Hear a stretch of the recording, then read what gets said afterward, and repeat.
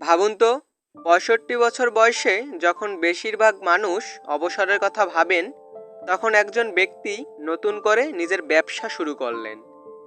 বহুবার ব্যর্থ হওয়ার পরও তিনি হাল ছাড়েননি। সেই মানুষটিই হলেন কেএফসি এর প্রতিষ্ঠাতা কর্নেল হারল্যান্ড স্ট্যাডার্স। আজকের ভিডিওতে জানব কিভাবে একজন সাধারণ মানুষ বিশ্বের অন্যতম জনপ্রিয় ফাস্টফুড ব্র্যান্ড কেএফসি গড়ে তুলেছিলেন। হারল্যান্ড ডেভিড স্ট্যান্ডার্স 1890 সালের 9 সেপ্টেম্বর মার্কিন যুক্তরাষ্ট্রের ইন্ডিয়ানায় জন্মগ্রহণ করেন। মাত্র 5 বছর বয়সে তিনি তার বাবাকে হারান। পরিবারের দায়িত্ব অনেকটাই তার কাঁধে এসে পড়ে। ছোটবেলায় তিনি মায়ের কাজে সাহায্য করতেন এবং রান্না শিখেছিলেন।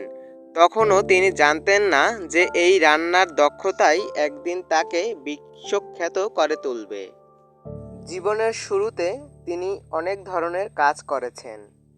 কখনো কৃষিকাজ, কখনো ট্রাম্প কন্ট্রাক্টর, কখনো রেলওয়ের কর্মচারী, আবার কখনো বীমা বিক্রেতা হিসেবে কাজ করেছেন।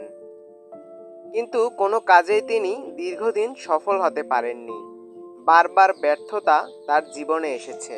1930 সালে কেন্টাকির একটি গ্যাস স্টেশনে কাজ করার সময় তিনি ভ্রমণকারীদের জন্য নিজের হাতে রান্না করা খাবার পরিবেশন করতে শুরু করেন। তার বিশেষ রেসিপির ফ্রাইড চিকেন খুব দ্রুত জনপ্রিয় হয়ে ওঠে। এরপর তিনি একটি বড় রেস্তোরাঁ চালু করেন এবং তার চিকেনের স্বাদ চারদিকে ছড়িয়ে পড়ে। স্টার্ডার্স একটি বিশেষ মশলার মিশ্রণ তৈরি করেছিলেন, যা 11টি হার্বস অ্যান্ড স্পাইসের নামে পরিচিত। এই গোপন রেসিপি এই কেএফসি এর সাফল্যের মূল ভিত্তি। কিন্তু পরে নতুন একটি মহাসড়ক নির্মাণের কারণে তার রেস্তোরাঁর গ্রাহক কমে যায় এবং তিনি ব্যবসায় বড় ক্ষতির মুখে পড়েন। 65 বছর বয়সে নতুন শুরু।